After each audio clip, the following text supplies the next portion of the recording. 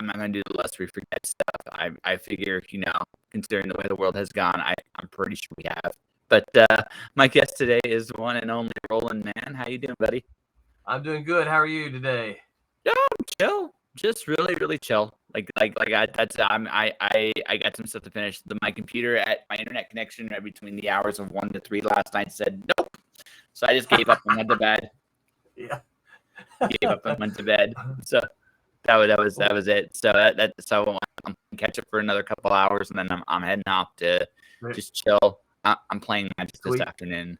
Oh, cool! That sounds fun. Oh, Magic's always fun. Yeah. We survived a hurricane down here, so I'm glad. So I'm in Central Florida, so it came right over the top of us, and we didn't even. I should knock on wood. We didn't even lose power this time, so that's all good when that happens. You guys are so used to having like the worst happen to you. It's like, it's a hurricane. Shrug. Right, pretty much, yeah. It's like, okay, let's make sure we got some water. Let's make sure we got some bread. Fill the gas tank up. Okay, we're all right. We're good. Why would you feel like if you're kind of submerged in water? I don't know if a gas tank helps you very much, but hey, whatever. Well, that's true, yeah. And the thing about it is, of course, along the coast, that's not the case. But we're where my home is, we're kind of a little bit high. I always look at this is something I've done. I don't know why, but this is something I've done every time I've ever been in a house. I looked at the where are we above sea level, and we're not very high above sea level here, but the flood zone right out front, we have a flood zone right out front of our house, and we are I want to see, we're 12 feet above that. So my street has flooded a few times, but it's never gotten close to the house. So in Calgary, believe it or not, we do get floods here too.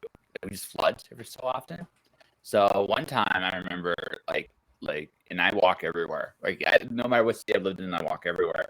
So the river where it floods is usually I'm above it. I'm never in there, but I'm never anywhere close to being flooded. But I remember one time, just walking, just one of the bigger bridges in the city above that water, and it's near the top. Like the river is catching it. It's like, holy shit! Right? It's like, get off the bridge, right? It's amazing when you see the not quite it's just beneath me. Like the sidewalk underneath where people walk. There is no sidewalk where people walk right now. It's just all submerged. Right. Wow. So and the road underneath. I mean, it was okay, but there's like a little road on the one side of the bridge. It's fine, but it's got companies like the water's alongside it now. It hasn't hit the street yet, but it's like, well, you're creeping. I tell you what, water's powerful. We don't often think of it, but rushing water can destroy something pretty quick. Even still water's powerful. Like people forget this. Like it's a big mass of liquid. It's just there, and you're not moving it. If they do, right, you can contain it, but it does what damn well pleases. And even water that doesn't move is incredibly strength. Honestly, but people think strength people think fire or like force or stuff like that, but real strength, I honestly, the strongest thing I've ever felt has always seemed the gentlest. Right? Right? It's always seemed the gentlest because because when it's gentle, you can't do a damn thing. Right. There's nothing you can do. Right. When it's forceful, you can fight it. You can fight. But when it's gentle, like just nice and gentle, you're just, oh shit. There's nothing I can do. Right. I'm kind of comfortable.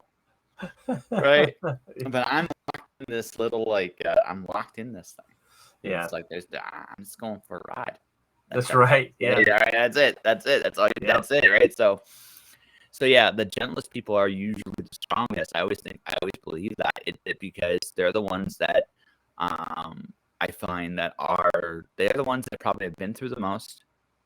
and yet they still have that disposition. They're probably stronger than anybody else on the planet because they're just gentle people, right? Which means if they ever decided to, they could just like karate chop a tree in two or something right, like that, yeah. right? Because it's there. Sorry about that. It is. I'm used to interruptions. There, and we have muted the phone. It's probably just a spam. We get. I still have. I'm one of the few that still have a house phone. My dad has one too. Yeah. Right. And honestly, like they are. How do I put this? I am used to them because it's like the things you could like. I have a magic phone. I call it a magic phone. It's a tricorder on like basically, for lack of a better term. Yeah. Right. It's a glorified tricorder. That's what a cell phone actually is. My glorified tricorder, I can turn off, turn on. I can play video games with it. I can have fun with it. Right. It's a toy. Right. That's what it is. It's a toy. Yeah. And the phone, like those old phones, like so you got like the clip with the buttons. Do you got like the one where you do the little spin thing? We don't have a rotary phone. No. see, the rotary phones are still damn cool. Like any of us that remember any of us that remember the rotary phones. See, so again, this is one of those signs I'm old. I'm getting older. So you get to go out there. You put your finger in between. You turn. You hear it go. Right. We like anybody that's seen those phones or had those phones in life at any point in their lives, they love that stuff. Totally right. Like that's a cool phone. Except for when you were trying to call into a radio show and win tickets. That was always annoying because you had to go through all the the numbers. And if you screw up, it's like I was like, no. Yep. It happens all the time, right? And as in high school, I was my the first three digits of my area where I was in was 992. So it was 992, right? No. Wait for 9. Yeah, it's like 9. Yep. 9. 2. And you're like, son of a bitch. Numbers 8. Son of a motherfucker. Yeah. Hello. Congratulations. You are our 40th caller. Right. Yeah. Right. I see. Back in those days when they had those contests, be our 41st caller. Right. Well, if you're the 41st caller, well, the rotary phone's your actual strategy because everybody else will just auto dial us. Right. So see, that's the thing. Like you get one of those rotary phones. We go for those kind. It's all for two things. One is that it's the notoriety, the cool thing. Because I guarantee you, because every one of us did this as a kid too. We just played with the damn like rotary, like you when the phone was on the hook. Hey, this is cool. I mean, this is how simple I was as a kid, and you get kids to play with it. And also now, like you want that 40-second caller thing, gone like on par, ready to rock, ready to roll. There you go. Yeah. I don't recall ever playing with it, but I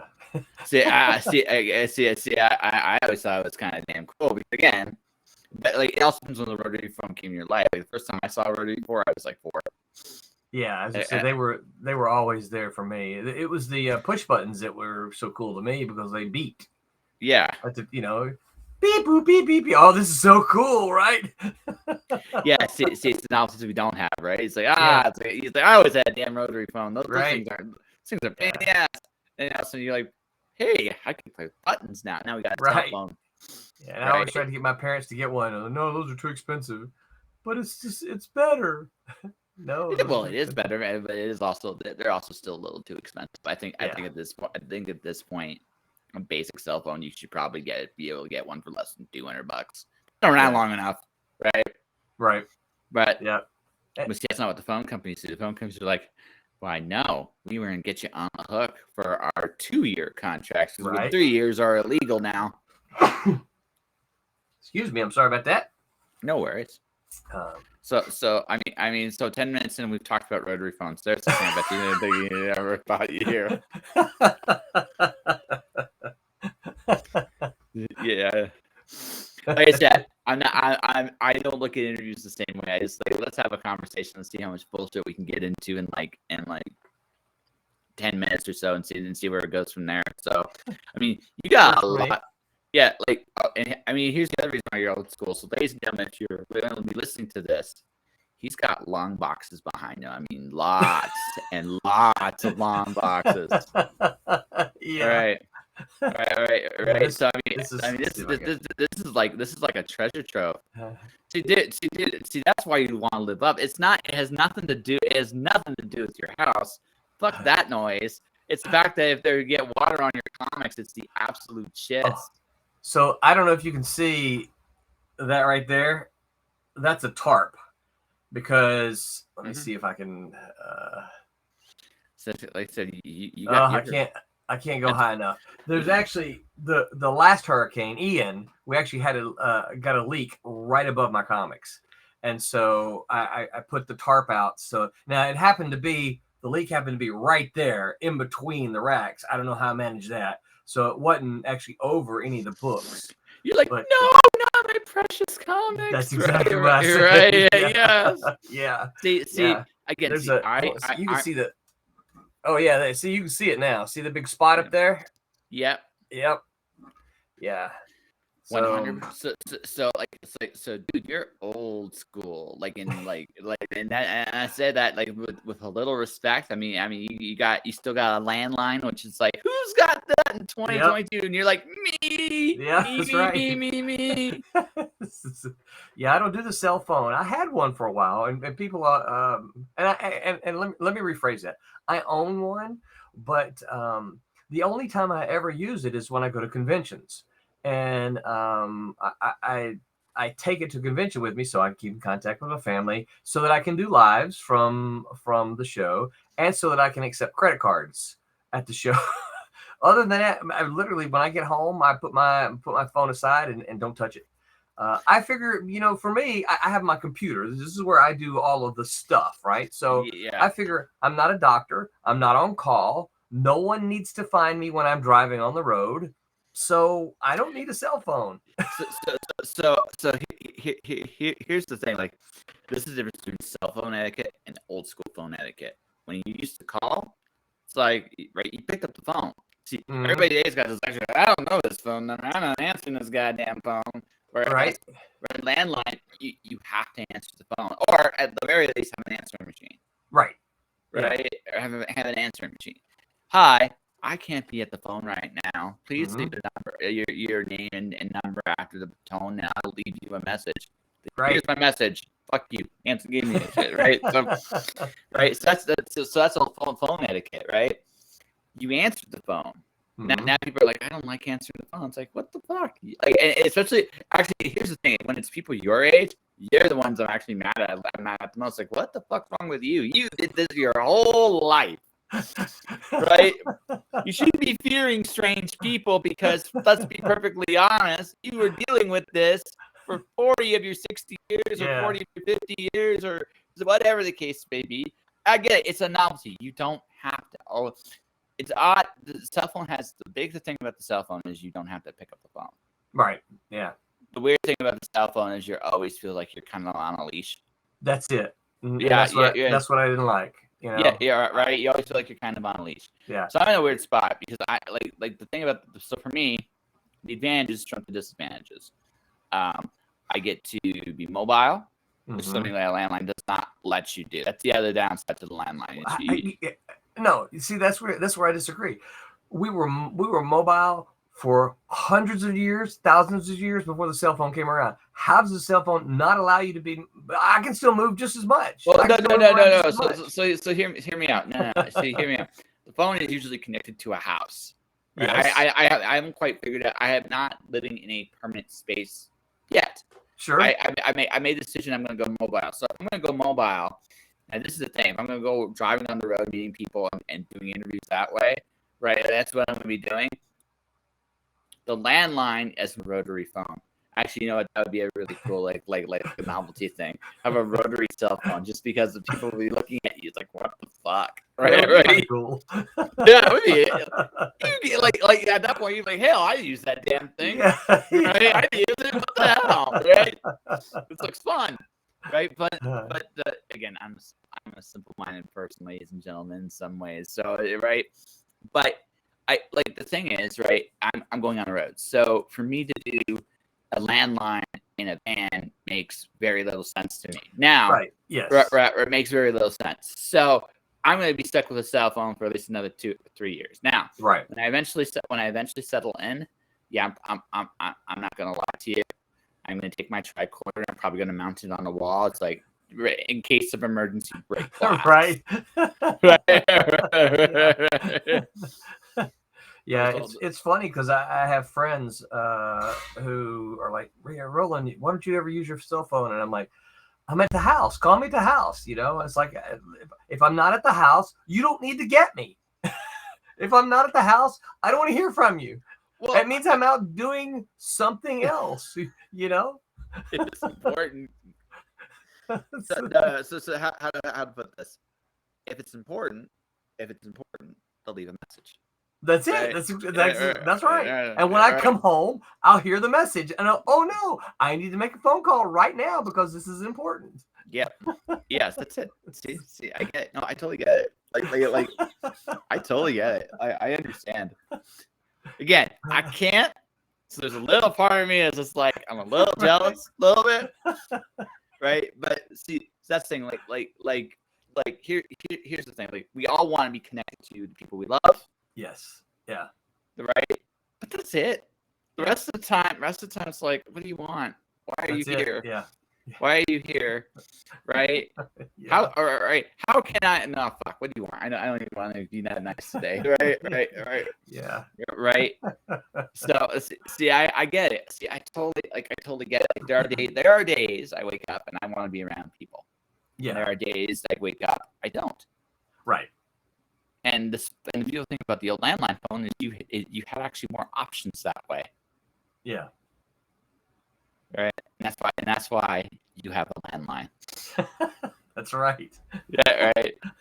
Yeah. And your phone company's probably like begging you, going, "Please go to a cell service." Well, that's it. Yeah. Right. Please go to a cell service. My wife and kids are too. And I'm like, yeah, but why? That's just so that you can call me when I go to the grocery store, right? you just want to be able to get me when I'm not here. How old are your kids? Oh, they're 20. Let's see, they're 20. How old is she? 27 and 22. Okay.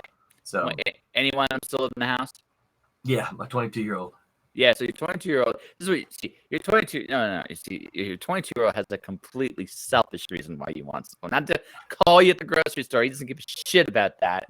You're right. He doesn't give a shit about that. He just doesn't want to pick up the goddamn phone anymore.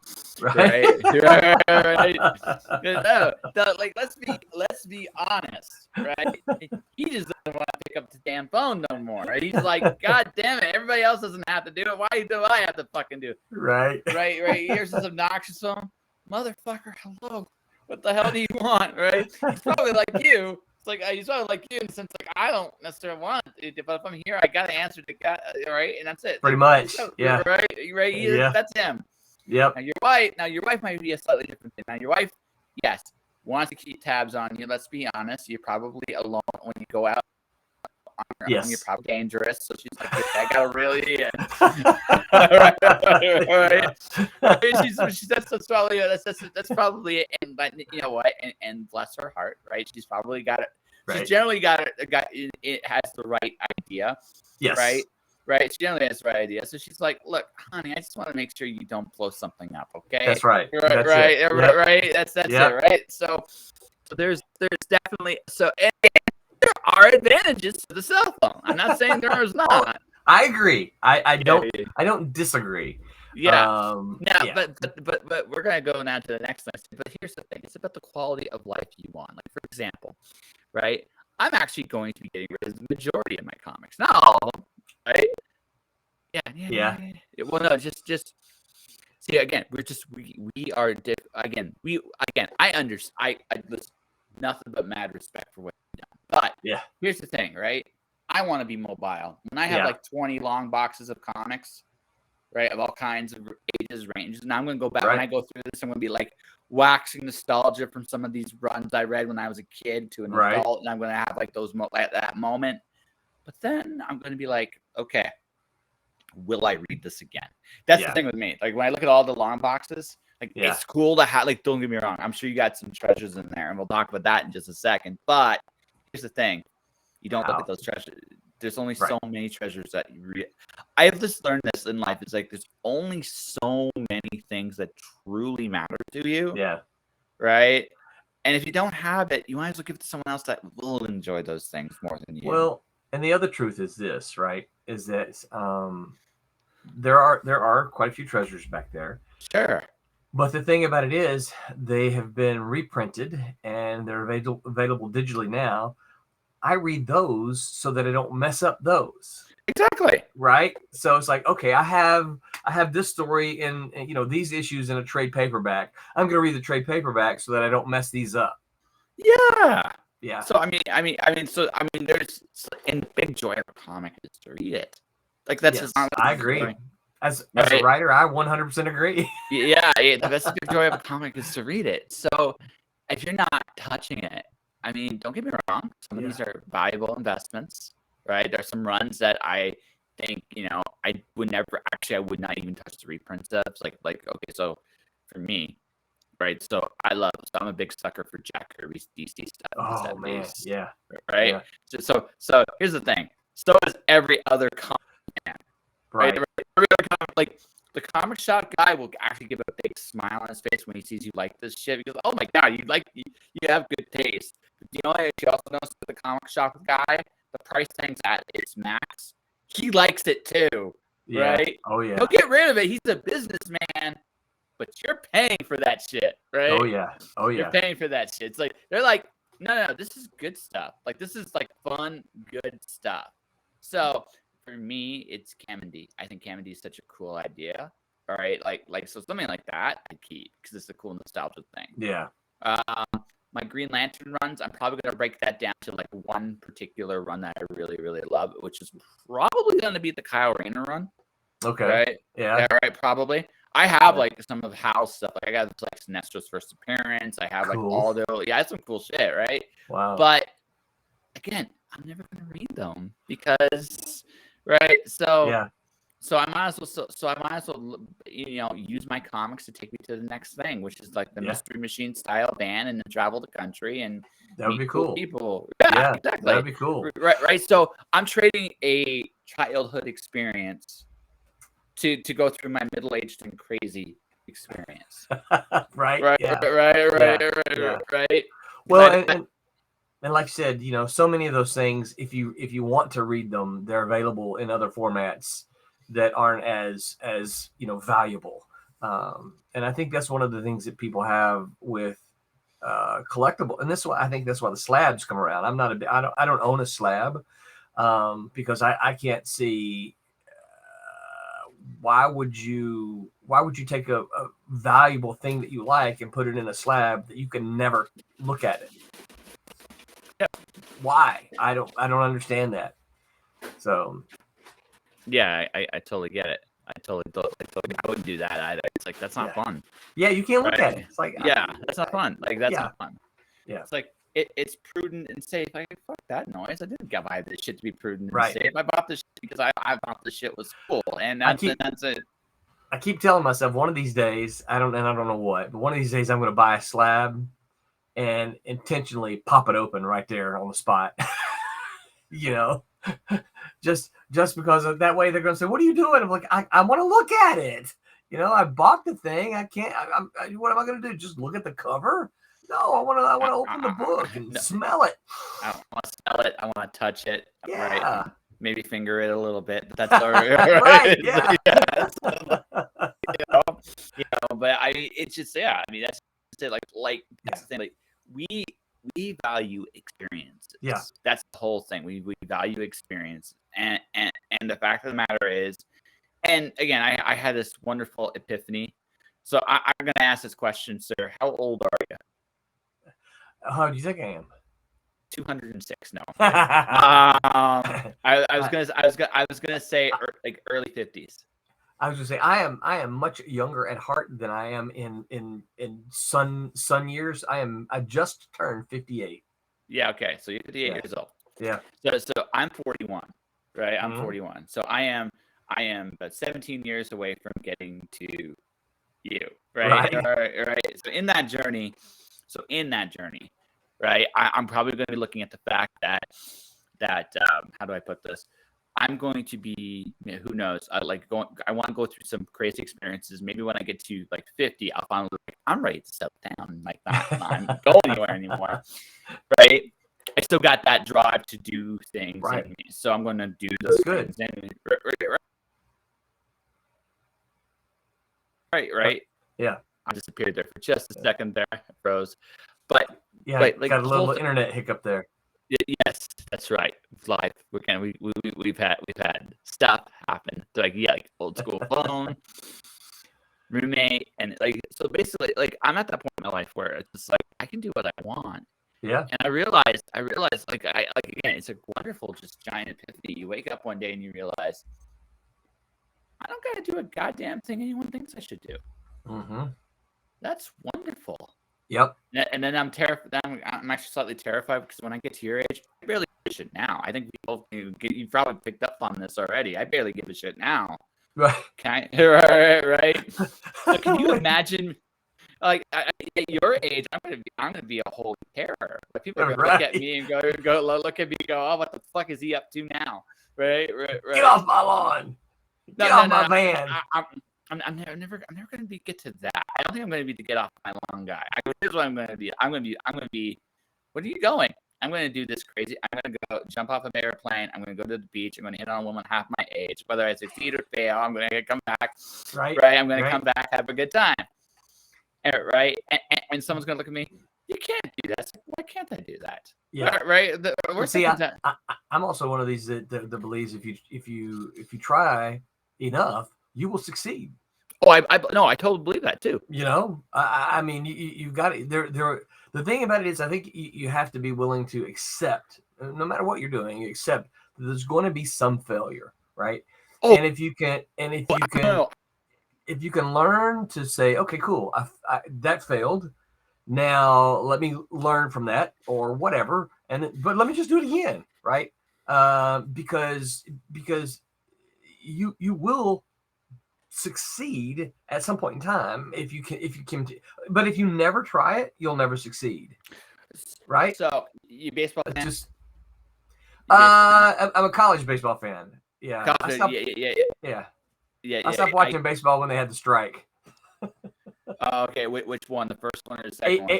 87 when they canceled the World Series. Oh, okay, gotcha. That's when they canceled the World Series. I said, all right, yeah, you don't need me. So I stopped watching. I'm a Cardinal fan, though. Okay. So one of my favorite actors of all time is Nicolas Cage. Not necessarily for his performances. Yeah. But look at his movies. Yeah. That dude did everything. Yeah. And I mean everything. And he swings at every bat that comes his way. Oh yeah. He just swings. It's like fuck it. Swing. Now, here's the thing. If you don't swing, you won't hit. You won't hit. Now, here's the thing. He has hits. Like, he has hits, successes. Con Air, which is like one of my favorite. Everybody likes that movie. Right. It's one of those fun little movies. Face Off's another one. That came out the same year, by the way. So, I mean, there's that. So, you have... So, he's got, like, these big hits. I want to say City of Angels. I think it was another hit of his. Right? So, he has, like, his big hits. Shit, like there's 8mm, which is just a shit show of a movie, right? Although it had some good acting. Joaquin Phoenix made his debut in that movie, believe it or not, right? But I mean, again, you look at his list, The Lord of War, another book that's kind of meh, right? But he swings every single time. He's so like you got to think like a baseball player, right? Babe Ruth. Oh yeah. Babe Ruth swung at almost every pitch. He struck out more than anybody else. Here's the thing. That motherfucker hit some home runs. Yep. Right. He may not have been. His logic was, well, I can calculate all this shit like everybody else is, or I can just swing. Yep. And say, fuck it. I may not be the most successful guy of all time, although he is one of the most still to this day, one of the most mentioned guys of all time. Yeah. Right? So be like Babe. Just that's right. Be like Babe. Yep. You're right. Absolutely. I believe in that. Yep. Yeah. No, I'm doing every crazy. No. See, here's the thing. I'm doing every crazy thing I can. I believe in millions of mistakes, no regrets. Yeah. Yeah. That's it. Because life is wonderfully short. I came back to Calgary to kind of take care of a little business I have left. This is I feel like it's a detour on my stop to wherever I'm going next. Right. And while I'm taking care of some business, I was hoping to hang out with some people like I've known before. That by and large has not happened. It did not happen the way I expected it to. Yeah. So I was a little sad about that for a while. Then I realized, okay, you know what? If nobody here wants to hang out, I'll go hang out somewhere else. Yeah. Yep. Yeah, that's it. Right, yep. right. Life's too short. Absolutely. I'm not waiting for people to figure their own shit out. I'm going to do my thing, and if you're ready, that's the thing. When you get to my age, you're probably you get there faster. You're just like, well, shit, I don't got time to wait for you. That's exactly it. I don't have time. I saw this really cool thing today with the guy had an hourglass, had sand in it, right? And really good little short thing about the time that you have, the time that you spent, and here's where you are. You're the part in the middle, right? And that's where I find myself. I'm like, look, here's the deal.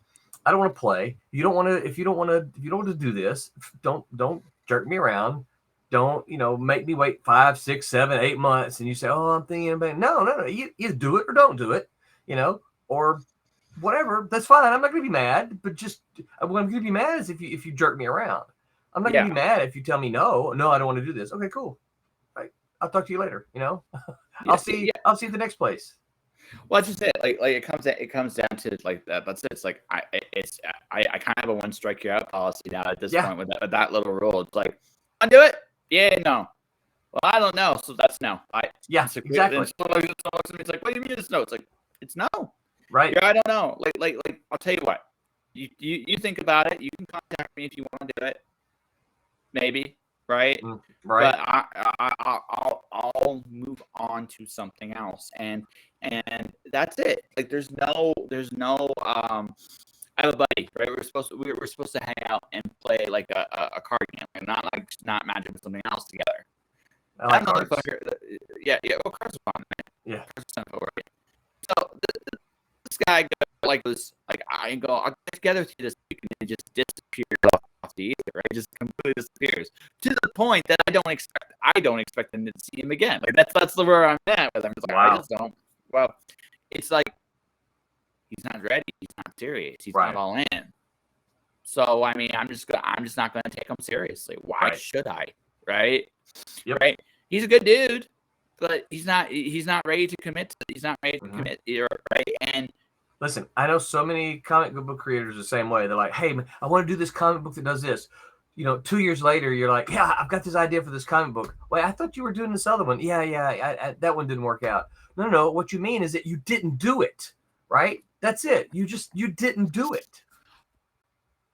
Oh, okay. Played slight devil's advocate on that. So I speak to this. I can say because I've released shit. So I've released 6 books. I've been published in all kinds of different places. Sometimes life goes, hey, by the way, you gotta do this. It's like, and that's just the way it goes. Like I'm doing that right now, right? Sometimes in that process, your idea evolves. Again, sometimes. I'm not saying it's every time, but sometimes. No, I tend to agree with you more often than not, but I've seen it, like I've been through my own processes too. Like I have a young adult novel I kind of want to publish traditionally, right? But the idea, I haven't gotten to it yet. I've released other things and done other things. Part of it is it's not. Again, I look at my ideas. Like I said this yesterday on a show I was on. So I'm driving an imaginary van. And I'm working on 3 ideas in the immediate backseat. Then there's in another backseat. There's like 3 ideas that going, hey bud, when are you getting to me? Right. Right. Yeah. And then there's 2, and then there's 2 in the back going, hey, motherfucker, Right. we're here too, right, and so I can recognize that in that process sometimes things shuffle. They do. Right. Now that doesn't necessarily mean that doesn't. Now that all said, this is where I'm with you. Is this? I have heard so many people talk so much shit. Oh yeah. You're like, I'm gonna do this. The thing about it is, here's the deal. I get that ideas change and morph and you know, I get that.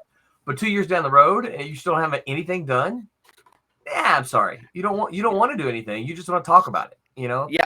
And that's what I find. So many people want to talk about making stuff and they don't want to actually make stuff. Yeah. You know? And it's like the thing about it is, you know what, you might do a novel or a comic series and you turn around and look at it and you go, you know what? If I could change it, I would go change this, this, and this, and this, and that would make it better. Okay, fine. You can fix it and make it better because hindsight is 20/20, right? But that's not what we do. You make stuff, you move forward. You make something else, you move forward. You just keep making it, or otherwise you're going to spend 10 years. I saw too many people. I have an MFA from a literary school, and I saw too many people. I've been working on my novel for 10 years. 10 years? Holy crap! You've been working on a novel for 10 years? Oh, it's going to just about this, and I'm like, my mom used to say, "Shoot, Luke, or give up your gun," right? Get off the pot. Yeah, that's exactly it. Yeah, that's exactly it. Yeah. And so that's kind of what I say is like, look, you can spend 10 years working on one book, or you can write 10 books a year at a time, you know? Yeah. You know, I guess it all depends on what you want to do. I don't want to be that one guy, one book in 10 years guy. That's not what I want to be. Well, okay, so there's nuances to this. There are some nuances to this. That okay, I'm writing a novel now. I'm working on it through NaNoWriMo. Now I'm trying to get it done because I want to do something really cool the next year on Kickstarter. Right. I have a very specific goal for that. I have another book I want to do too. It's ready to go. I just now my choke point's money. So I got to figure out how to put that all together between now and next year, right? And then so it's a choke point. And again, some cases it's like we all have our choke points. We all got to work through our choke points, right? But once I'm through those choke points, well, yeah, shit, I got all this work and all this. No, like what matters to me. I guess the thing is, I'm not really worried about what you want. Like, talking about those MFA guys, I know there's one particular person that drives me nuts because she talks about what the writing industry is supposed to be, right? And I'm like, so I got 6, and then this time very quietly I've released like 6 books. Right during the pandemic, I released 3 books. Oh, congratulations! Fantastic. Yeah. That's great. During the pandemic, I released 3 books. Now this year, I haven't released as much, but I did still get published with Part-Time Comics. I'm still doing stuff. It's just again the project right. Be right. I'll seem prolific at times. That's not actually the I can bullshit. Like timing of everything is important too. Right. So I say all this. I say this with the with the thing. It's like things do happen, and I do get that. But to your point, this is what I have found in life. If you really, really, really, really, really want something, you can make it happen. That's it. And there's no excuses. Yeah. There's no excuses. Nope. All right. And it's actually, that's my 6th rule in life. No excuses. I have 10 rules. So no excuses is rule 6. And what I've learned in this life is, okay, so let's say I want to do something. Well, I got to go out and go do something. Right. And that's it. It's not that complicated, really. I had one buddy go to me, you make it seem like it's going you make it sound so easy. It's like, I didn't say it was easy, but it's that simple. It is that simple. Do you want it? Well, yeah. What's stopping you? That's good. Nothing. So barring a health crisis, barring Right. an emergency, and overcoming whatever choke points you have, because we all have them. Yep. Right? You have to work out that if you're willing to do all that shit. Oh yeah. Well, and you know, and sometimes you know, the people have often said riding, often talk about riding like a journey, right? And which I kind of like sometimes. But the truth is, right, if you're on a journey, sometimes you're running, right? Sometimes you have to slow down and catch your breath because you've been running for so long, right? So you're like, I can't run anymore. I gotta slow down. And sometimes you're literally taking baby steps just to, because maybe it's up a steep hill, right? Because your choke points. So, but you should always be, because if you're not moving, you're at a standstill. You're dead. Yeah, you're at a standstill. So, yeah. So, yeah. I mean, and I get that. You know, sometimes you're gonna, you know, there are choke points. I absolutely. All I'm saying, Mr. Roland, is well, I generally, in as a general rule of thumb, I agree with your rule. I do allow for the fact that life does happen to us. Yep, it does. It does. And there we go. City Morgue, you stab him, we slap him. All right. Right. So my family's from Detroit. So okay. Right. So I mean, at one point, so my dad grew up in like he was the white kid in really poor area of Detroit. Right. So by the time he is, so Detroit in the 70s was the murder capital of the world. So it's like that's where that joke comes from, folks. City Morgue, you stab him, we slap him, because that's the dark humor of our times. And that's the thing, where like laughter's like, it is what it is. What are you gonna it do? is what it is. Yeah. Yeah. It is what it is. You can't do anything about it. So you can yell, you can scream, but it is what it is. Yeah, it's exactly. So you just might as well you might as well find a way to laugh about it, because otherwise you'll cry. That's right. That's right. That's yep. Yeah. And you're like, this is a hoot, right? Not usually. And that's the other thing too. In today's day and age, what I have found is a truly rare thing is everybody kind of wants to let their hair down, but very few places give you the opportunity to do it. Yeah. And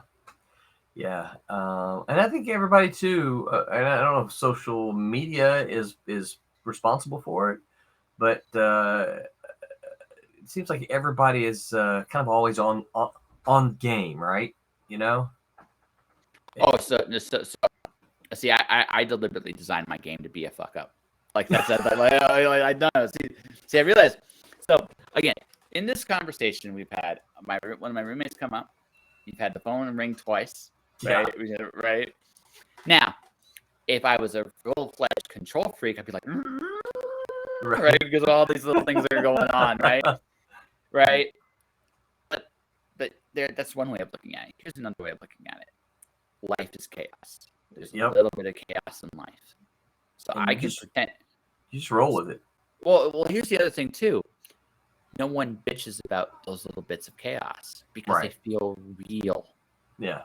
Right? They feel real. We all know what those moments feel like. So I design my social media on purpose to have these little bits of chaos. Yeah. I mean, I'm not going to pretend to be anything else. Right. If you don't like it, shrug. I'm too old to give a shit. Right. I'm too old to give a shit.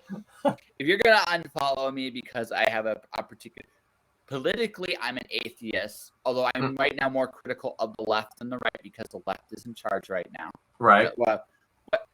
That's just where I'm at now. When the right probably goes back in charge in 2 years, because I think I look at Biden as kind of like, this is your best guy. Okay. Right. He might be the worst thing I've ever seen, and that's saying something considering what came before, right? And saying, look, I never thought. Here's a legit truth for the last 8 years. I never thought I would miss George W. Bush. I never thought I would. Right? I never thought I would. That guy was an absolute shit show, and he makes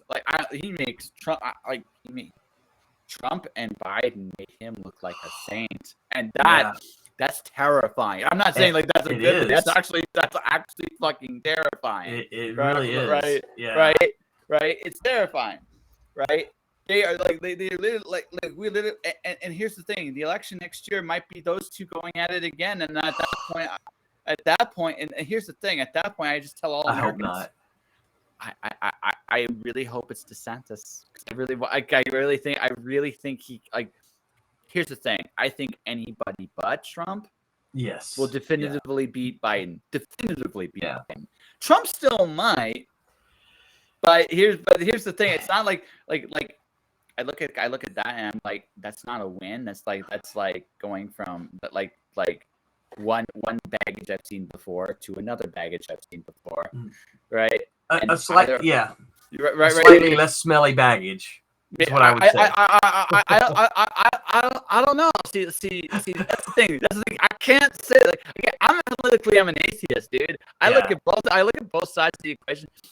What we've come to today on that is like, if I don't like your guy, you're mad at me.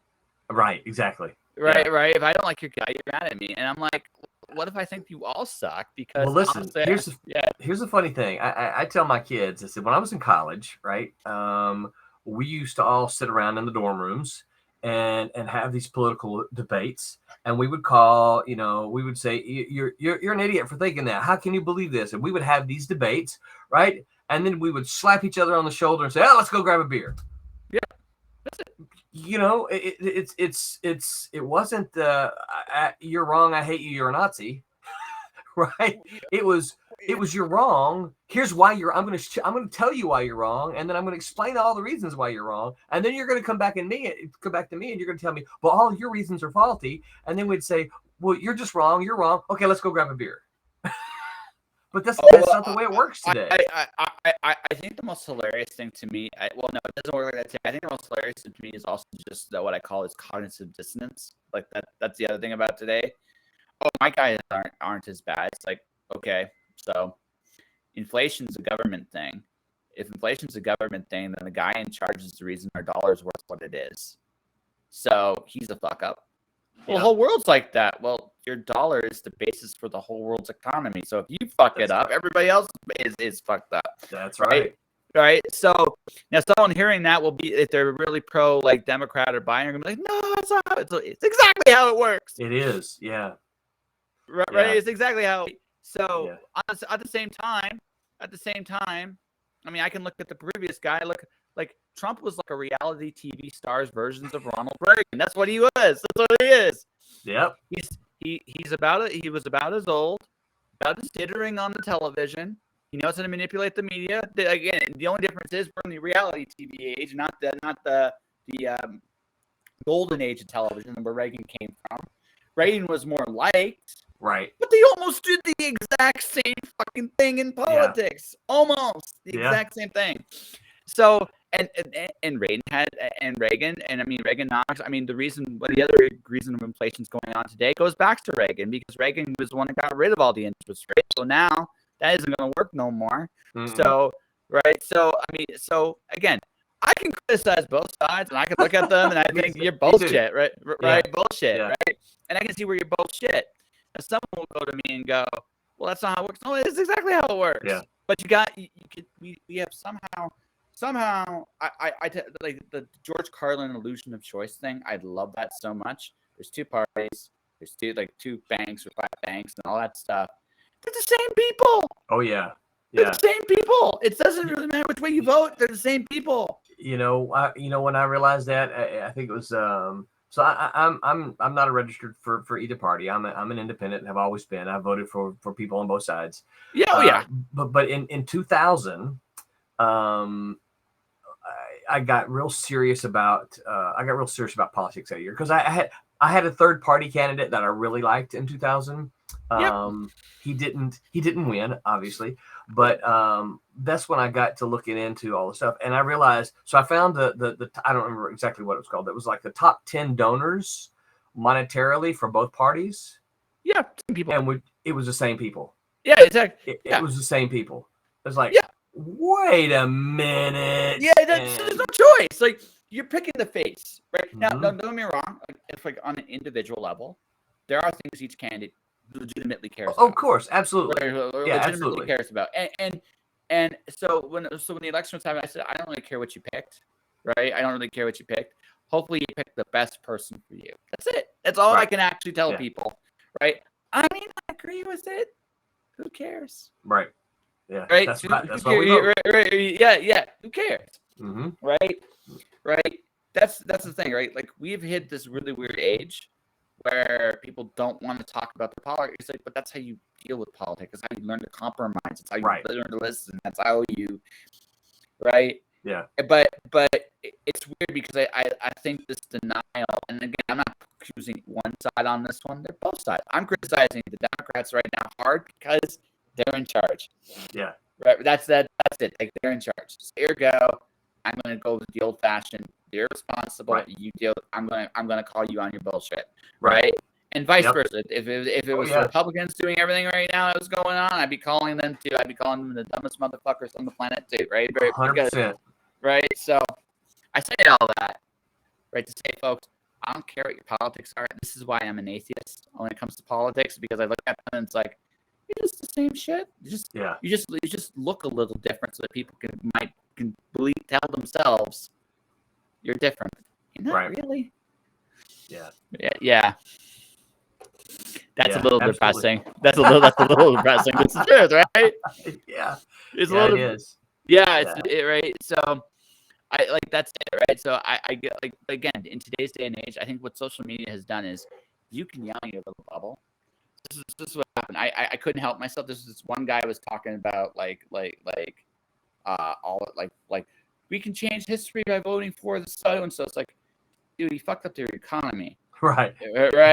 Yeah. I don't think he's winning tomorrow. I thought it was going to be a little bit more of a landslide than it was, but again, but whatever, right?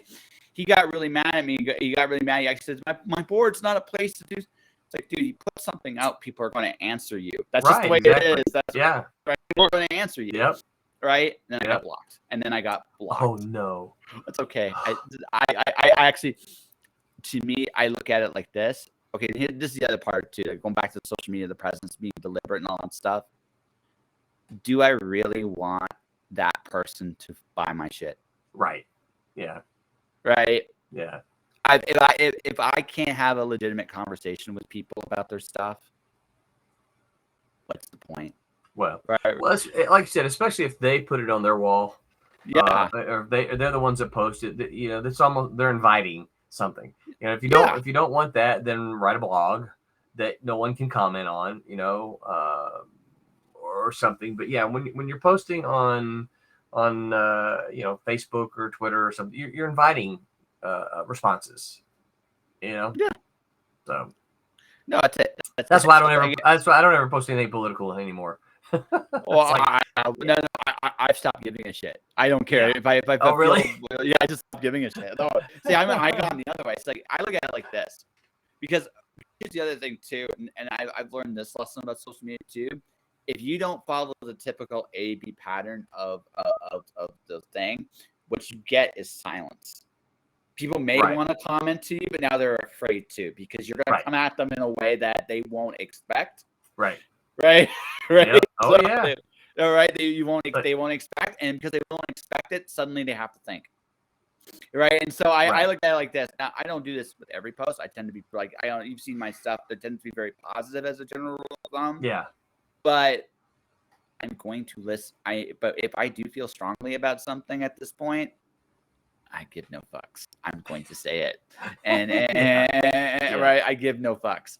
And if you feel like you cannot support what I say based on what I say, again, I'm open to listening. If I put something out there, and people want to come in and comment, I will have a discussion with them. I am not above that, right? But you're gonna put a comment. You're gonna actually go out there. You're gonna actually have an opinion, and I'm going to have an opinion. And that's the way it's going to be. And when I make my decision, I don't expect you to agree with it. You don't have to agree with it. Yeah, it's funny. I've only ever unfriended from my end. And I probably ought to go through and unfriend some people who just don't ever hang around. But I've only ever unfriended somebody on Facebook one time, and that's because I made a post about a governmental a guy in a 501c company who was getting money from the government that I said was the most racist guy in America. And then this one guy, he didn't make an argument. He just spammed my wall with wiki post, right? That had the opposite, the opposite opinion. But he never made an argument. It was like WikiLeaks, WikiLeaks, WikiLeaks, WikiLeaks, WikiLeaks. And I came to him. I said, hey, don't spam my wall with WikiLeaks. If you have an argument, make an argument. That's fine. I'll listen to that. Right? You can put it up. And he's like, well, you made this comment, and everything I'm finding is the opposite. And he proceeded to WikiLeaks, WikiLeaks, WikiLeaks. So I unfriended him. Said you can't post on my wall anymore, right? Yeah. And so 6 months later, he reached out to me. I can't remember how. Probably from because he's a fan of some stuff that I did in the 90s, and so we're on similar boards. And so he reached out to me again and said, "Yeah, I'm sorry, blah blah blah. No big deal. All right, whatever." So I refriended him. Right? I'll be doggone if not a week later he did the exact same thing, spamming my board with WikiLeaks. I'm like, number one, if you want to bring facts to me, you're not going to use Wiki. Right, you're going to give me something legit. Does anyone really Wiki? Okay. God. So. I don't. That's all he did. He never made an argument. It was just all this spam. I do sometimes question research. Okay, Twitter is even a worse dumpster fire for this, right? Trucker protest up here, like we call it. I think it's a protest. Some people think it's a terrorism thing, right? Some people thought it was terrorism. Trucker protest? Yeah. They said it was terrorism? So you got to understand something, okay? Canadian. Okay, so depends on the Canadian you ask. Some people are very for the trucker protest. Yeah. Or I just think it's a protest. Honestly, it doesn't really matter what I think about it, right? Their actions were more of a protest than anything. But there are people that legitimately think that was like some kind of attempt at taking over or something. I've heard some interesting stories. Yeah. Really? If you watch our news reports, mm-hmm. and you watch how they were, this is what you watched on Twitter. Because Twitter, here's the cool thing about Twitter. Twitter's got like this ability. Again, any news event in the world, if you really want to look something up, you can follow it virtually anywhere, dated minute to minute. Yeah. You actually don't need the news anymore. No, nope. Right? I don't watch it. Yeah, right. Because again, so there's a little inner part of me. There's a little part of the reason why Musk took over Twitter was to kill that, because it's one of the few places, if you decide to look, you can actually get real news minute to minute from people. It's actually one of the few places in the world you can do that. Right. So I had these gentlemen who disagreed with me, and they were giving me these fact checks from like these global news reports, and it's like they no actual like crime data, anything. Like you can look and find anything today if you want to. Yeah. And so I question some people's ability to actually do research anymore. You're right. Right. I question it because it's like I guess it's just now. Once upon a time, I've gone down some rabbit holes. I am openly crazy in some ways. I'm sure that after almost an hour in, you realize like this guy's nuts but blunt. I like him, right? Right. So that's pretty much. I'm That's the impression I think I gave you. He doesn't give a shit. I kind of respect that. So, but that's again, if I'm going to make an opinion about something, I'm going to at least look at things. Right. You know what I mean? I'm going to look. Right. My opinion may not be the common opinion, but I'm going to tell you, I've at least looked up things and kind of like, okay, this is why I think this way. And that's why I throw unexpected curveballs at people when people shut up, because then all of a sudden when you show them something real, they can't. There's nothing they can say anymore. Yeah. Right? They all of a sudden they're like, oh shit, I actually have to think. Right. Right. Yeah. So, yeah. Yeah. Oh shit, I actually have to think, and you can literally see that with people. So, like, I think here's what I think the benefit of social media is. We are having this wonderful conversation right now. Yes. I've cracked you up at least 8 times. Yeah. Right? At least 8 times. Right? So even with the seriously dark shit, I've cracked you up. Right.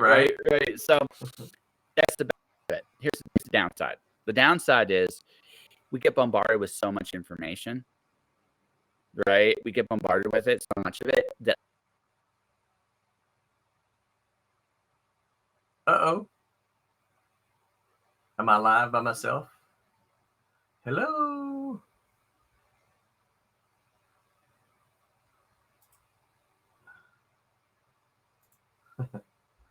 I don't know if I'm live or not.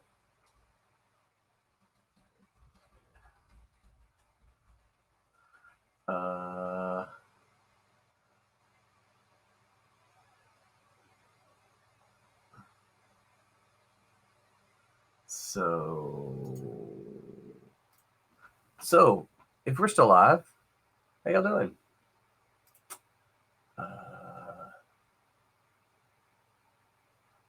I'm looking to see if we were actually streaming on Joshua's page. I'm not seeing a stream.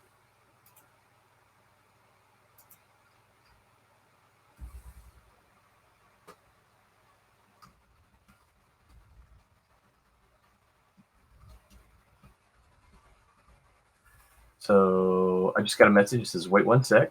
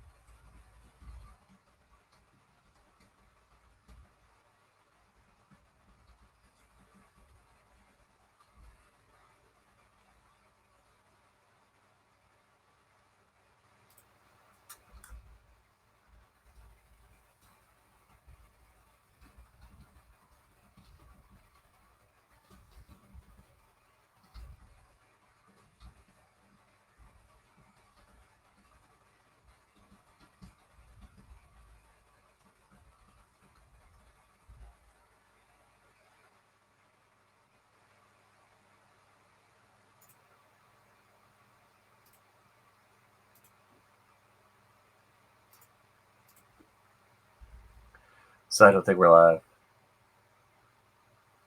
But I'm going to sit here just in case he needs me to stay here to keep the link live.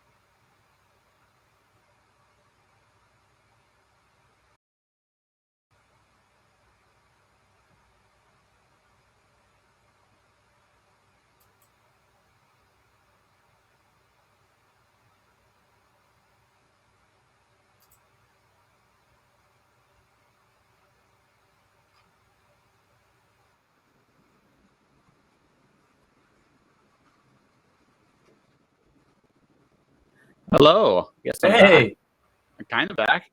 yeah, I can hear you. Can you hear me? I hear you just fine. Can you hear me? I can hear you just fine. I don't see you, but I hear you.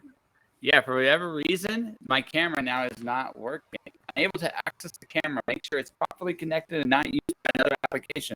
This is the only, it is properly connected and it is not being used by an application. Okay. Let's try something here. Let's do something smart and stuff, or let's try that. See if that works. Nope, Restream just does not like me right now. Wow. Yeah, and you cut your camera off too. I went to look into the settings and it automatically cut it off. Oh wait, I'm back. Holy crap, I'm back. Now why am I not back? I have no idea. I literally went into the settings to change my to check my audio. Oh, there it is. Oh no, what? All right, disable camera. Now enable camera. How's that? Still not going to do it. What? I didn't do anything. That's okay. So we got RM. It'll, like I said, I don't know what happened on my end exactly. What happened on my end was it just like all of a sudden my computer hiccuped and did my web connection hiccuped and I came out and then I came back on there for a second. So folks, what happened was I came back on and kind of did like its private chat thing. So he knew I was there, kind of sort of. It's like I'm gonna try again. So that's okay. So it's funny. So when I turn my camera off, you get the RM, right? Yes. So when I turn my camera on, Roland Mann, it's just a blank screen. Yeah, it's just a blank screen. But I mean, I haven't done anything. So I don't know what to tell you. I don't know what to tell you what happened there. I think I said evil things about social media, so that now they're giving me the bird. We'll fuck with you. We'll just fuck with you. But that is very strange. Yeah. I didn't do anything. All I did was looked. See, I hit the settings button, and I said, "Let me just see what's. I don't know if I can suggest anything to you or not." From my end, there's not much I can do because it's based on how Restream's reading your camera. So it struggled with me for a minute, then it restored me, and then you disappeared again. Yeah, this is just weird. Video.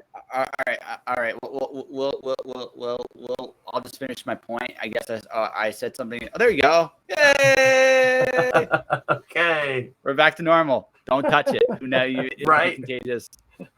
No, what I was gonna say, like what I was saying, is like we've hit a point. We've hit a point in the world. Like I remember even tolerant of each other. Now we're at a really weird point where we need to be in our little echo chambers, and that's the downside of social media. It's created an echo chamber.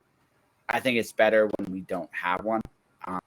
Better because again, it's one of the reasons why I kind of want to go out in the world. To be honest with you, is I want to I'm on my screen all the time. Yeah. And again, I love summer. Again, we're bullshitting. We've been bullshitting for nearly an hour, but 1 hour and 10 minutes of blank space. I mean, that's what we did, right? But when you get right down to it, right? The best part is that human connection, interaction, the fact that we are different, we all see the world differently. Yeah. And my big thing about, and again, so when I do my social media, it's like I'm going to just be me. I no longer give, like I said, I'm terrified when I get to your age. I'm probably going to give less of a crap. Like we've talked for like about an hour. Do you really think I give that much of a shit? Oh no, about anything? No. No, so I don't give that much, and I'm younger. I probably got there a little quicker than you did, right? Yeah, I'm not sure I'm completely there yet. Yeah, and I've left off the cliff. I'm like, fuck this noise, right? I don't need to fill up anybody's garbage, right? So, right, again, I just don't have time. I'm gonna be me. You're gonna love me or you're gonna hate me, and I'm good with either, right? So that's where I've come to, and it's like that's the best way. That's why I try to be authentic, and so I let all these little flaws, these little warts, these little things that that may be improper today, but tomorrow might be proper again. Right. Because the world has no moral compass. The only moral compass you have is the one you got inside you, right? So if you're gonna let the world dictate where your morality is, you probably don't have much of a compass. Right. If, on the other hand, you have things you stand for, that doesn't mean you can't learn from the world. You should, but in this way of looking at the world, you have to have that weird balance of you must be willing to stand. Right. If you can't, then you're gonna fall for absolutely every fucking thing on this planet. That's right. I'm too old to be a lollipop, Roland. Even if I would be a strawberry lollipop, I'm too old for that. I want to at least be an ice cream flavor, right? I want to at least be that. I've learned in this life that I'm gonna stand. People are gonna agree. People are gonna disagree. I don't care. Right. I'm just going to be me. I'm going to respect you enough that I'm going to treat your opinion with the same respect that I want mine to have. Mm-hmm. But I'm still going to have my opinion. I would say I don't have to agree with it, but I can respect it. That's right. Yeah. Exactly. Yeah. That's it. You're a human being. You have your own experiences in the world, and you have your own way of seeing things. Mm-hmm. And it's not necessarily wrong. It may not be my way of doing it, but it's not necessarily wrong either. Yeah. Dude, there's only two things I know for sure in this life. I'm here, and one day I'm not going to be here. There's really not much else that in this life I definitively know for sure. Who was it who said death and taxes, right? Oh, you can cheat taxes. Just ask some really rich people. You can do it. Right? That's true. Right. True. I hadn't gotten to that point yet, so I still got to pay mine. Yeah. So I'm just saying, like that. So I mean, you got. So I mean, death. One day you're not going to walk from here. That's it. Right. That's it. Right. And you know, that's it. Everything else is really up to you. And again, that's a wonderful thing when you realize that. It's like, wait, I can do what I want. All right. I can, and then and suddenly Dave Chappelle, I do what I want. It has a lot more power, right? Than you realize. It's actually incredibly powerful. It's so powerful. Yeah. Oh, I agree. Yeah. Yeah. So I've amused you. We went from rotary phones to integrity. We probably should talk about your books at some point here. Okay. At some point. I mean, this isn't. We aren't promoting your shit here. I mean, that is the end of the goal here. I mean, you've been entertained. I know you've been entertained. That's true. So. Very much so. Yeah. You'd come back, I'm sure. Yeah, absolutely. Yeah, absolutely. Yes. So yeah, we got a Kickstarter going. We've got 5 books as part of this Kickstarter. So biggest one. This is our I run Silverline, right? This is our 21st Kickstarter. We have successfully fulfilled and shipped 20 of them. And this is our biggest and most aggressive, I guess maybe is the right word. Aggressive is good. Yeah. So we are $4 away from the halfway point, and we're at about the midway point in our campaign. There are 5 books all right. So I wrote a series, everything we do is miniseries. With the intent to collect into a trade. Okay. So we know that people like to read the trades or graphic novels, right? But that's a lot of work to produce, 100 pages at one sit. So we made miniseries with the intent to collect into trades. So 2 of these are finished. Both of them are mine. I wrote one called Trumps, which is science fiction superhero set in a world that there are 4 kingdoms at war: hearts, spades, clubs, and diamonds, and only one suit can hold the seat of power, and that kingdom is referred to as Trumps. This is the final issue of that, and it's penciled by Peter Clinton, inked by Thomas Flormonti, and colored by Sid Van Blue. So we're excited to bring the 4th issue, 4th installment of that one. The next one is called Switchblade, and it's Switchblade number 3. Basically, this is my kind of dark vigilante, kind of a Punisher sort of thing. Justice when he sees failure in the justice system, he pulls out the knife and issues justice the way he sees fit. Okay. Yeah. This very street level, Batman, no superpowers. But this is the 3rd issue, and this one ends that miniseries. Then we have issue number 3 of Divinity. Divinity is the only one of the Silverline books that has won any awards, and we're very proud of Divinity. I did not write Divinity. That's written by Barb Kalberg, and with the script assist by R.A. Jones.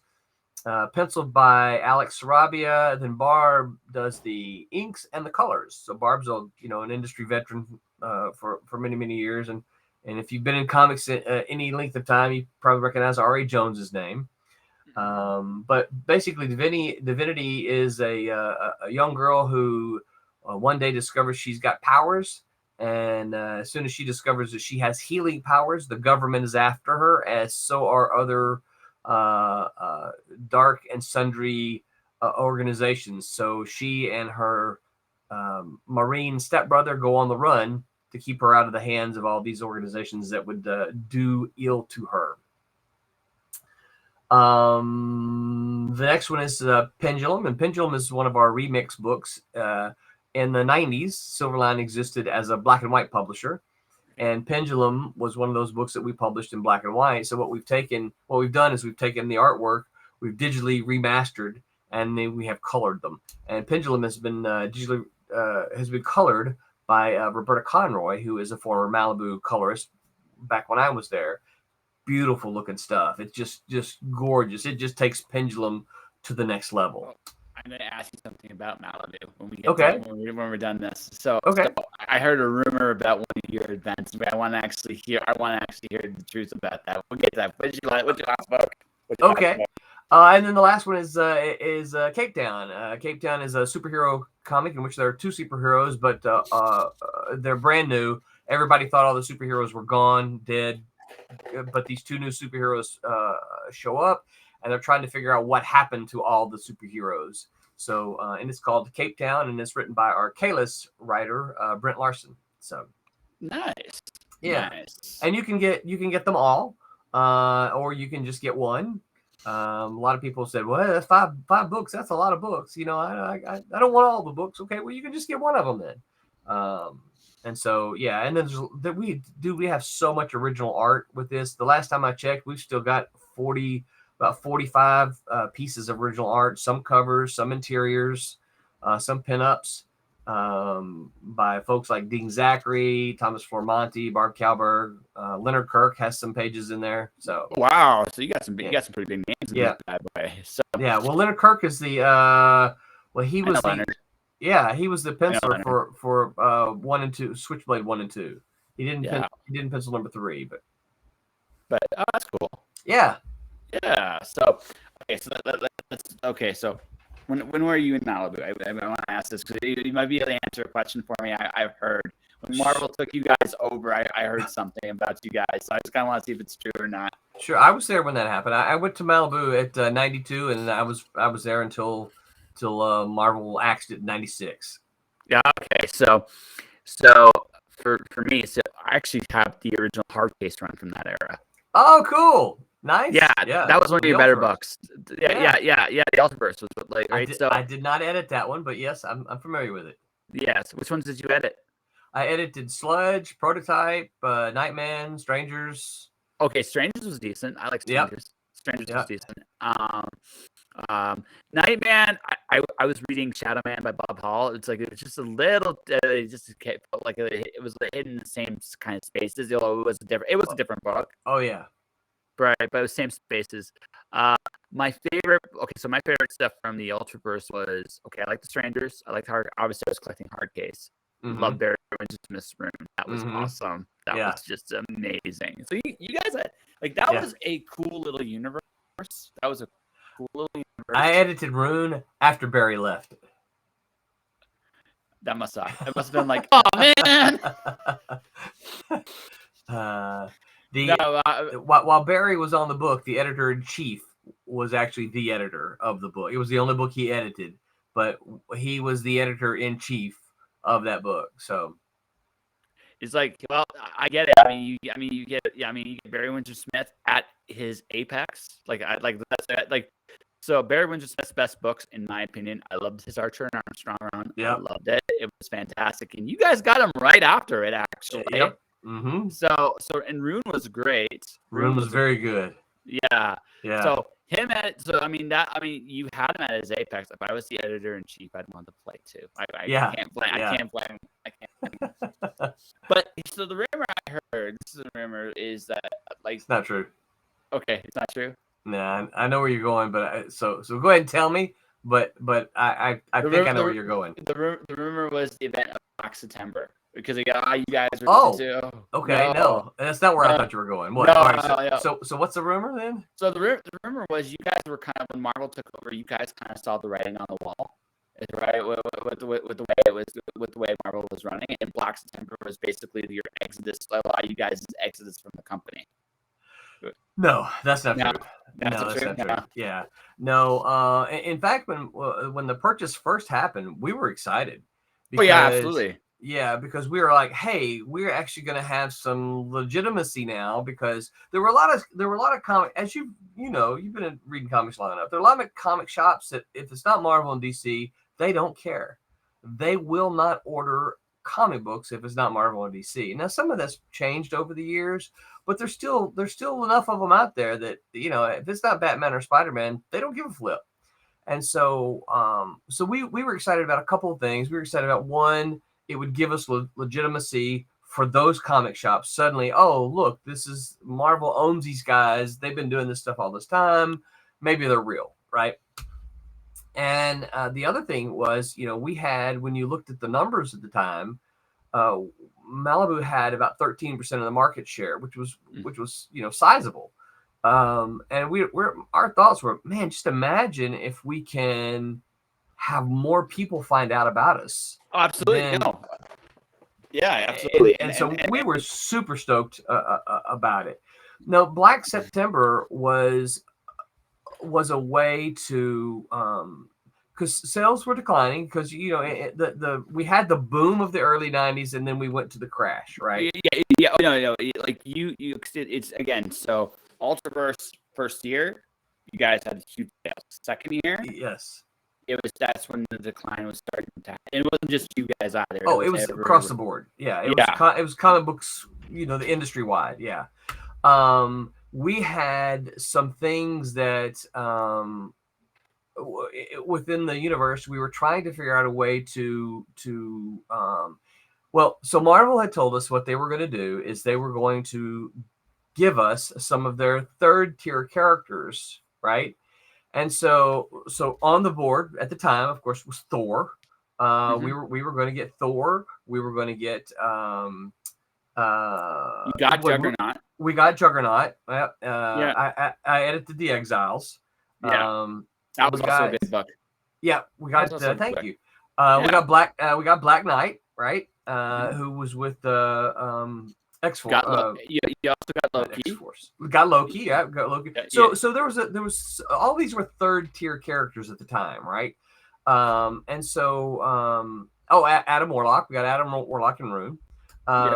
And so we're like, okay, how can we make this? Because we didn't want to just throw them in there, so we wanted to make it a story thing. But we also had some other things that we were trying to do in the Ultraverse world to kind of make the world a little more concise. We were having to cancel some books. And so we were like, how can we make this look like we're not having to cancel books, right? We didn't want the books to come to an end because they were canceled. So let's have this Black September event. All these things are going to change. And then we're going to come out with brand new stuff. And this is a new number one, right? X-Men and X-Force and several of the other Marvel titles had successfully done that already, a few years before that. And they had to relaunch and they sold millions. So our idea was a way to give us new number ones, right? So we thought, hey, we could have this event. We could, stop all the numbers and relaunch and get new number ones so that new readers can come on. That was kind of the idea behind it. Yeah. Okay.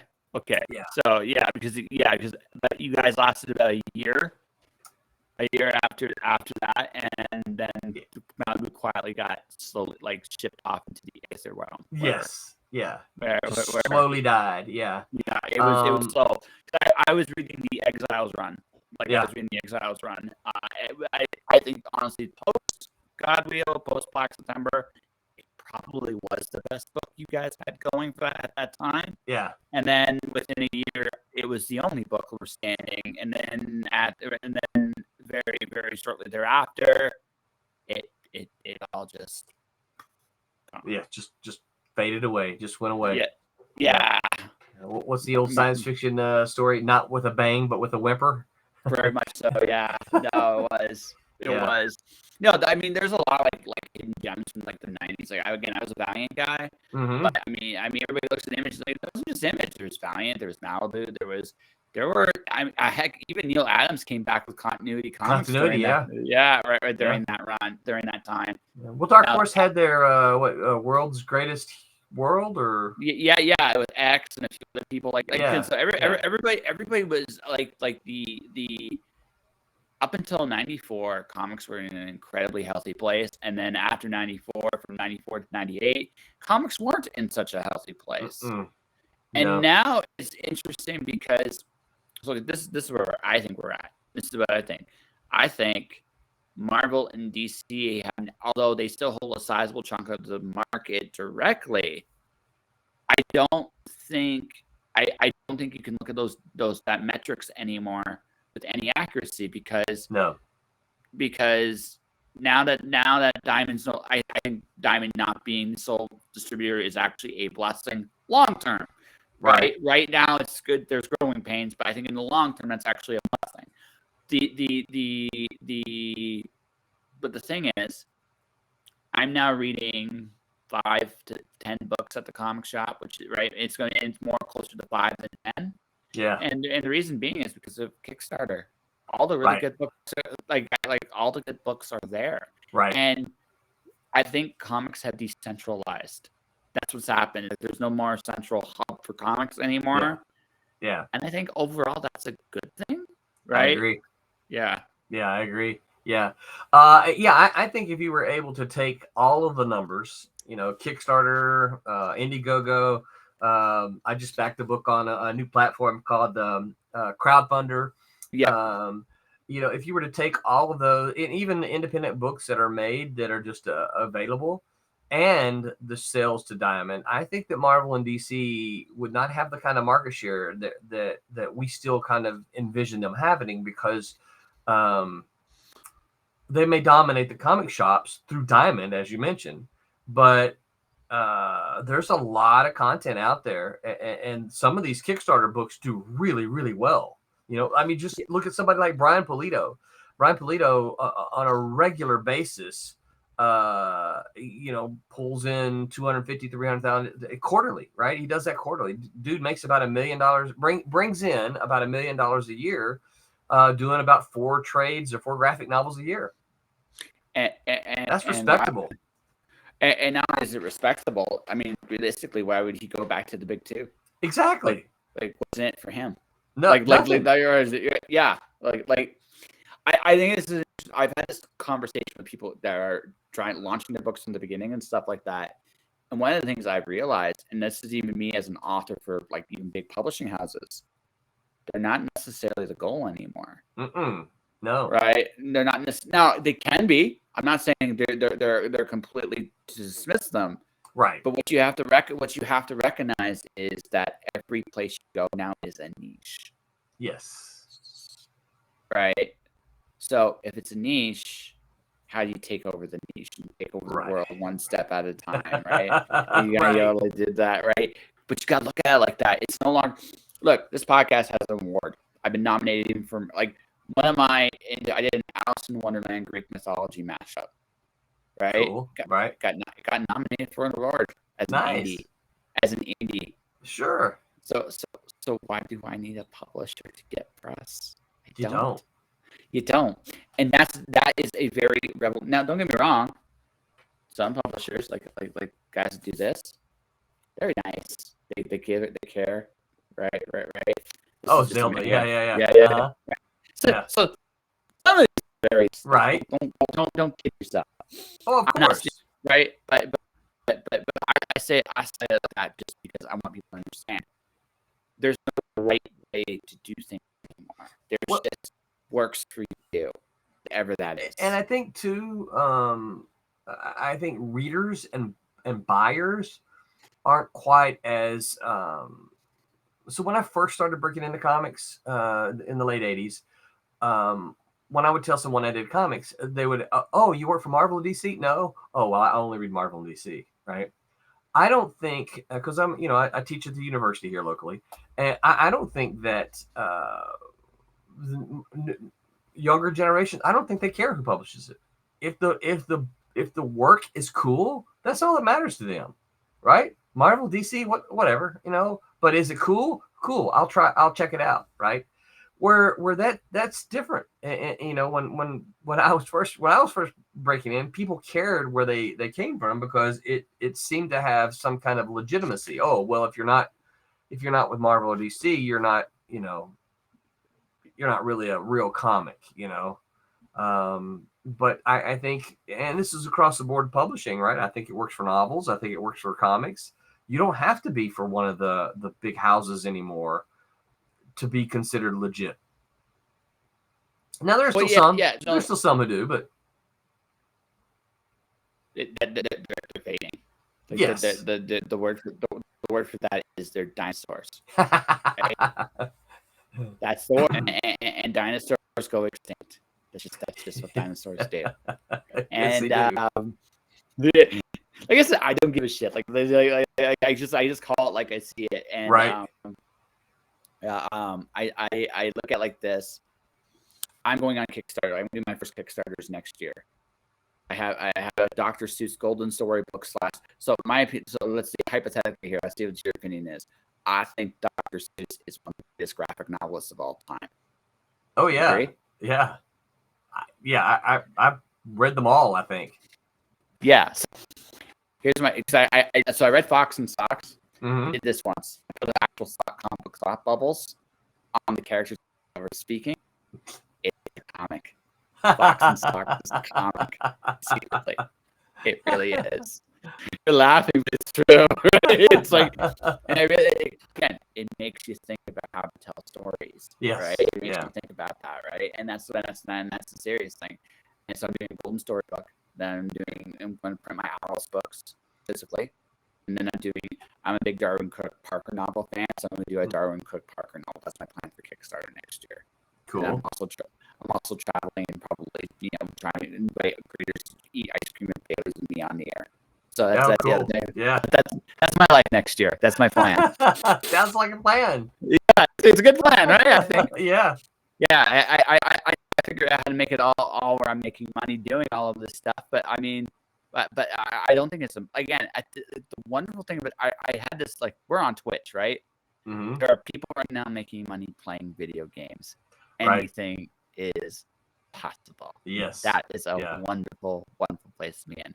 So before we completely wrap this up, because I feel like we could go forever. I get the feeling. Probably. I get the feeling with if we ever met in person, you would not be able to keep a straight face. Because I got news for you. What you see here, I'd do it in person too. I might be a little quiet at first depending on the audience. But right. I just like, no, this is me. This is who I am. Okay.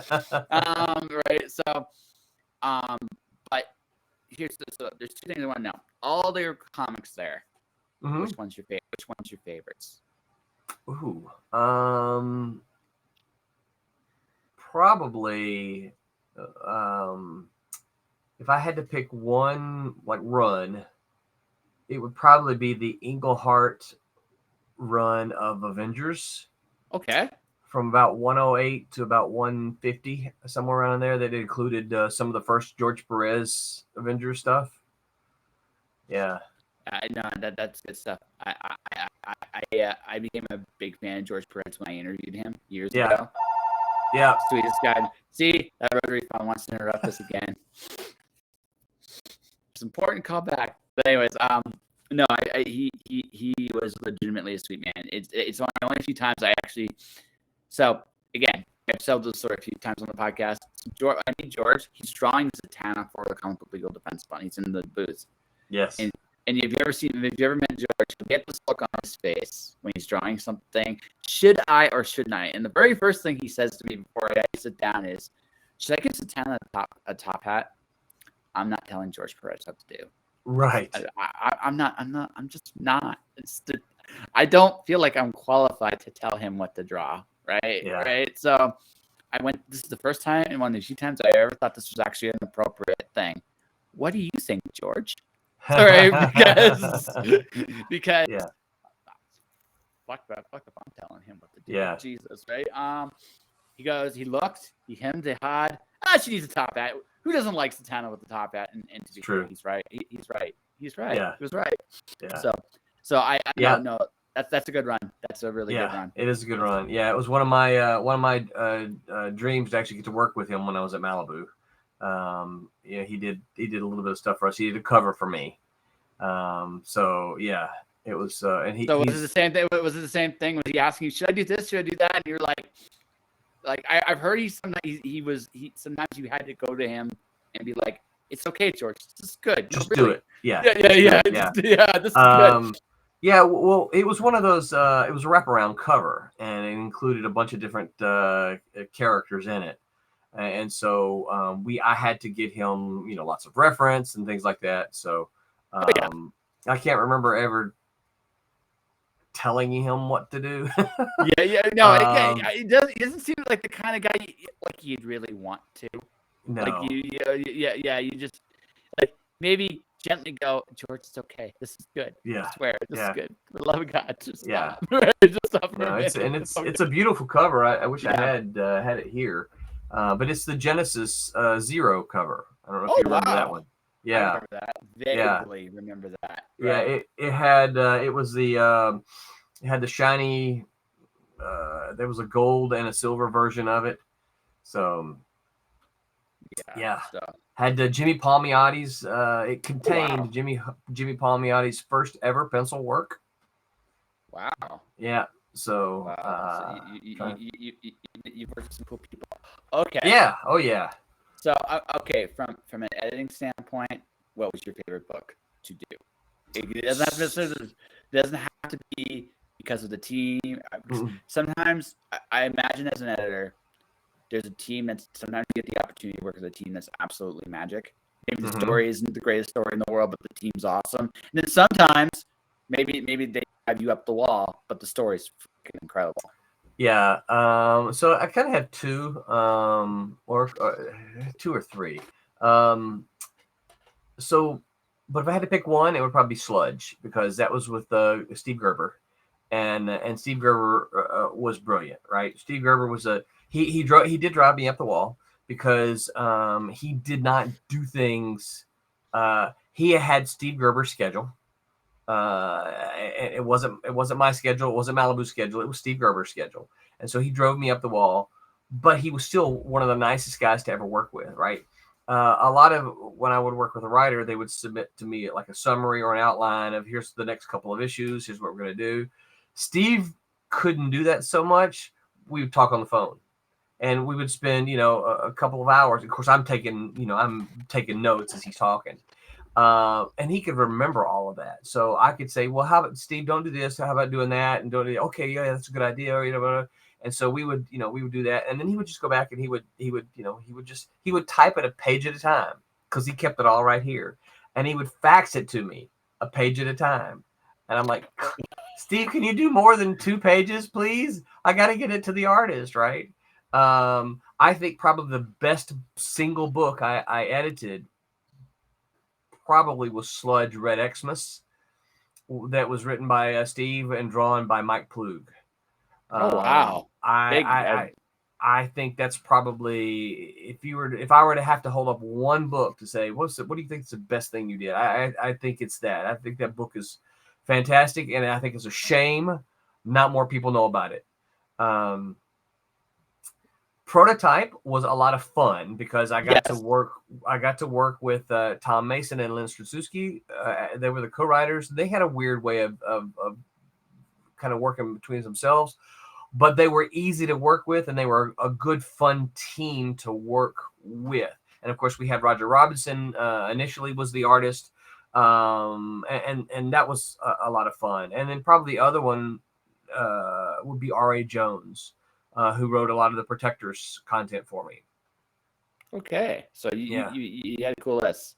All right. Yes. So all right, last question, and we'll get to we'll do the proper plug.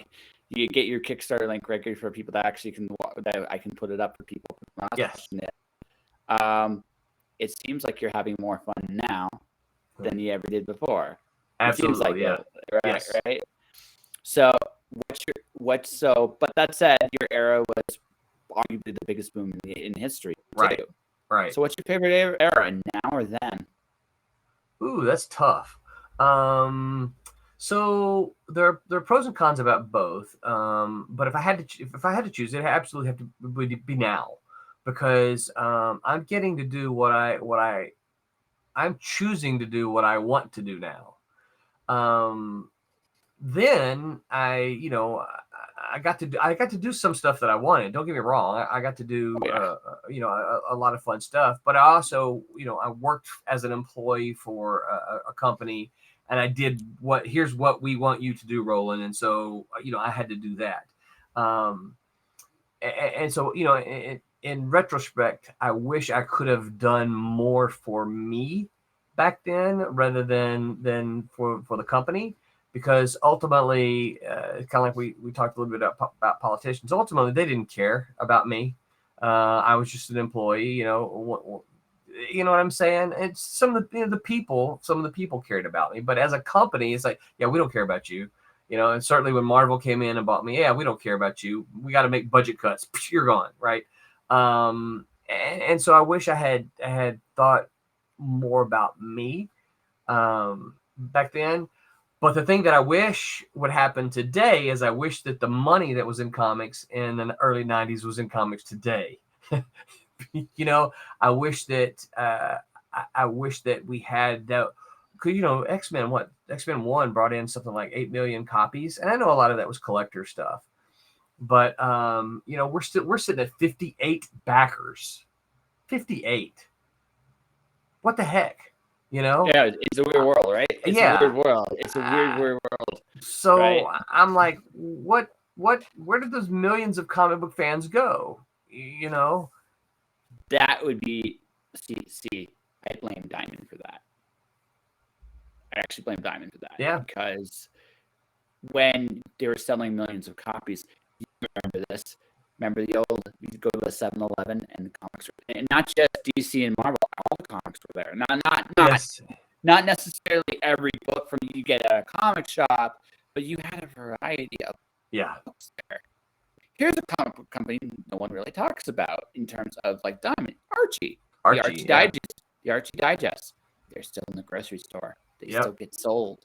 A friend of mine still does work for Archie. Yeah, exactly. And the thing is, and here's the thing, those books always outsell everything else. Mm-hmm. And the reason why is access. Yes. I believe it. When people ask me what the problem of comics are today, I believe that our single biggest problem is distribution.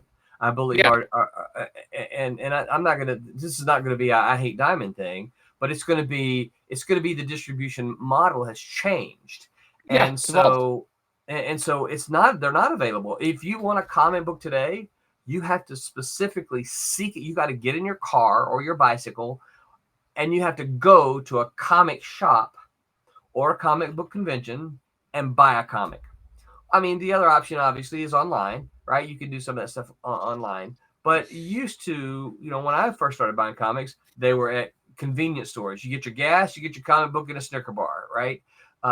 You go to the grocery store, you get your groceries, you get your comic books. They were point of purchase sales a lot of times, and they were impulse buys. You don't have that anymore. No, that's the thing, right? Like you don't have the impulse buy effect anymore. Even Kickstarter. The one thing about Kickstarter is, okay, now again, I'm also in Canada, So my dollar is like I just spare at my dollar like just a little bit right now. Right. Right. It's just because it's like so many pretty books and I can do it. It's like, what can you buy? Right. Do I really need to eat? That's another question, right? Right. So, but I say it like that because, yeah, like the days of spinner racks, Yeah. right, go a super, super long way. And we don't live in that era Right. anymore. Mm-mm. And the solution, again, that's a longer conversation for longer, but the solution is you got to create spots for impulse buys. And I don't, and I do think it's possible. I actually do think it's possible, but the approach has to be a little bit unorthodox. Yeah. But I don't know. Like I said, I have thoroughly enjoyed had a chance to talk with you. Next time you come on the show, right? Next time you come on the show, I'm gonna give you 2 promises. I still am not going to give a shit. But the other thing is, we'll actually talk. So we'll go deeper into his. I think like my favorite era of comics reading wise is the late 80s, early 90s. Oh man, late 80s. I love the independent books. Oh, not just the independents. I think that's when DC were absolute best. Yeah, that was what their absolute best. The best stuff from that era. And because we're still riffing from that era today, right? That we're still riffing from all those eras. Now, I think from an independent point of view, that's a much trickier age to paint because there's great books in every era, right? The 80s had some great books. The 90s have fantastic books. The 2000s have fantastic books. The 2010s have fantastic books. Mm-hmm. And even right now, there's great books. Like honestly, this is almost in one sense the age of the independent. So. Oh, I agree. Yeah, absolutely. Yeah. I think this is the age of the independents. Yeah, but that all said, good sir, let's do this properly. Where can people find your Kickstarter link? You can find it on any of my social media. It's Roland Mann or Man Roland on Twitter. And if you follow me there, you will see me. For the past week, I have been blasting out the link. But if you're going to go on Kickstarter and look for it, it's the Silverline 2022 Fantastic Fall Frenzy. And I think that it's just projects. Did I get that right? Twitter Man Roland, I think so. Let me make sure. They gave me a reward for this, Roland. They gave me an award. Yeah, you got it exactly right. That's it. That's me. Trained motherfucking professional. Yep. Yeah. So you will see me blasting out the link, at least for the next week, and I have been doing it for the last week. So yeah, just find me there, and you'll find the link easily. And like I said, there's all kind of tiers. There's the hey, I want everything tier, and I want the special gadgets tier.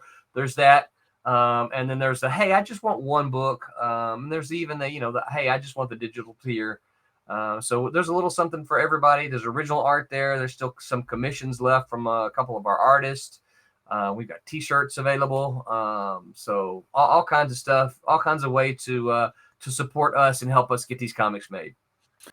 Alrighty, folks. Well, that'll do it for this episode of Just Joshing. I do a special Sunday edition this week with Timothy Fling.